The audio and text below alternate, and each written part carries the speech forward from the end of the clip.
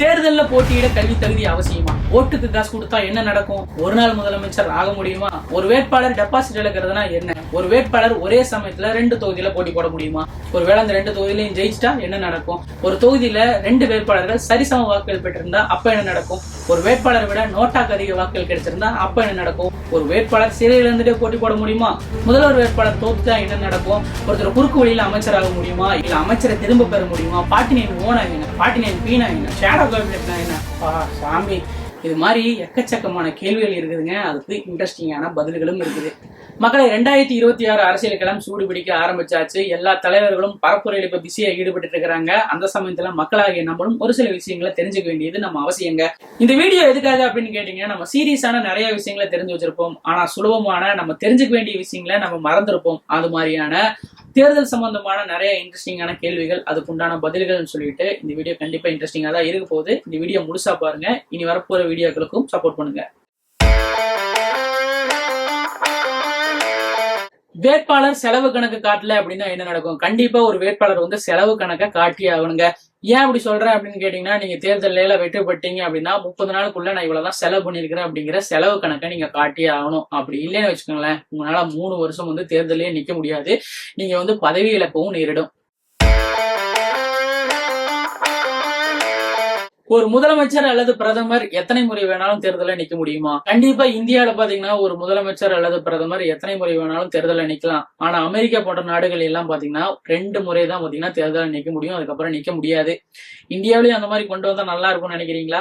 இல்ல உங்களுக்கு கருத்து என்னங்கிறத கமெண்ட் பாக்ஸ்ல கமெண்ட் பண்ணுங்க. இந்தியாவில பாத்தீங்கன்னா நீங்க சாகர தருவாயில கூட நீங்க முதலமைச்சரா நின்று ஜெயிக்கலாங்க. 90 வயசு 100 வயசு ஆனாலும் நீங்க முதலமைச்சரா நிக்கலாம். அந்த அளவுக்கு இங்க வந்து உரிமைகள் இருக்குது. நம்பிக்கையில்லா தீர்மானம் அப்படிங்கிற விஷயம் நீங்க நியூஸ்ல எல்லாம் கேள்விப்பட்டிருப்பீங்க. அப்படின்னா என்னன்னு உங்களுக்கு தெரியுமா?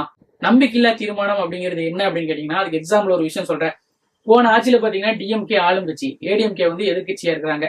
இப்ப ஏடிஎம்கே என்ன சொல்றாங்கன்னா, டிஎம்கே ஆட்சியில வந்து எனக்கு நம்பிக்கை இல்லை, அதனால நம்பிக்கையில்லா தீர்மானம் அப்படிங்கிற ஒரு விஷயம் சொல்றாங்க அப்படின்னு கேட்டீங்கன்னா, ஆளும் கட்சி வந்து அங்க வந்து ஓட்டிங் ஒண்ணு நடத்தி ஆகணும். அந்த ஓட்டிங்ல பாத்தீங்கன்னா இவங்க 50% மேல ஓட்டு வந்து வச்சிருக்கணும். அதாவது என்னன்னா, நாங்க வந்து வலுவாதான் இருக்கிறோம் அப்படிங்கறது வந்து அவங்க காட்டியே ஆகணும். ஒருவேளை அவங்க காட்ட தவறிட்டாங்க அப்படின்னு வச்சுக்கோங்களேன், எம்எல்ஏக்கள் அண்ட் முதலமைச்சர் முதற்கொண்டு ராஜினாமா பண்ணியே ஆகணுங்க. வேற வழியே இல்லை. இந்த மாதிரி விஷயங்கள் எல்லாம் நடந்திருக்குது அப்படின்னு கேட்டீங்கன்னா கண்டிப்பா நடந்திருக்குது. 1999ல வாஜ்பாயோட அரசு ஒரே ஒரு ஓட்டு வித்தியாசத்துல அவங்களோட ஆட்சியை கவர்ந்துச்சு.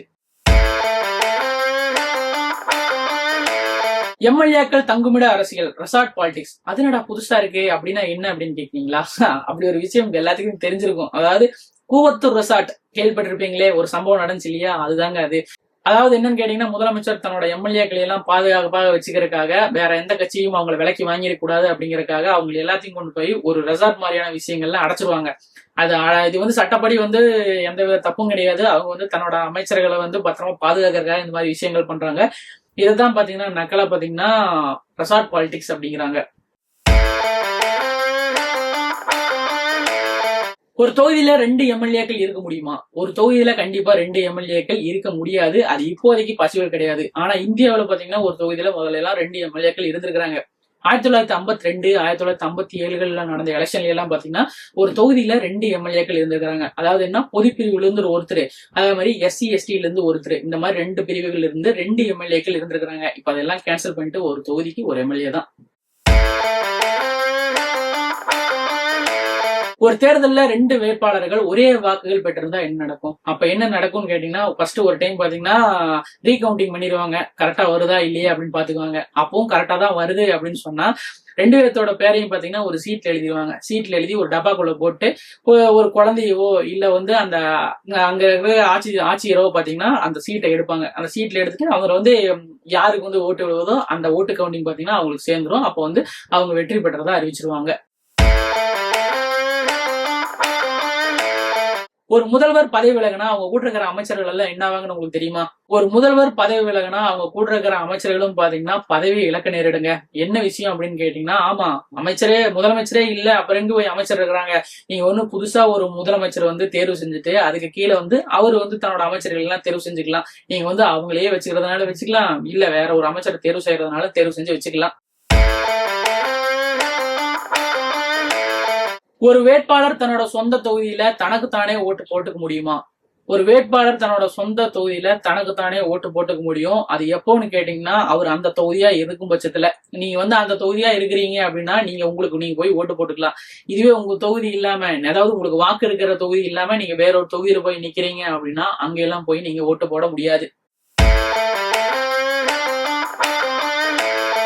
ஆளுநரோட பாக்கெட் வீட்டோ அப்படின்னா என்னன்னு தெரியுமா?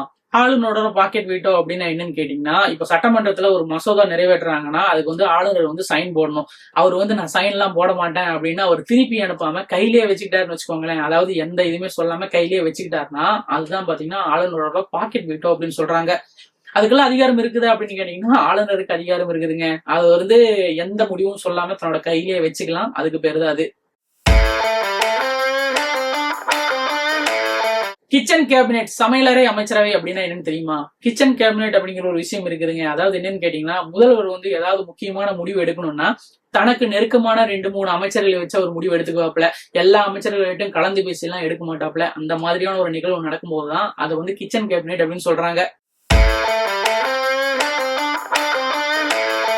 ஒரு முதல்வர் அல்லது பிரதமர் பதவிக்கு ஏதாவது வயது வரம்பு இருக்குதா? கண்டிப்பா வயது வரம்பு அப்படிங்கிறது எல்லா விஷயங்களுக்கும் இருக்குதுங்க. ஒரு முதல்வர் ஆகணும், இல்ல நீங்க ஒரு வேட்பாளர் நிக்கிறீங்க அப்படின்னா உங்களுக்கு எம்எல்ஏ கேண்டிடேட்டுக்கெல்லாம் நீங்க 25 வயசை நீங்க தாண்டி இருந்திருக்கணும். தாண்டினாதான் நீங்க வேட்பாளராகவே நிக்க முடியுங்க.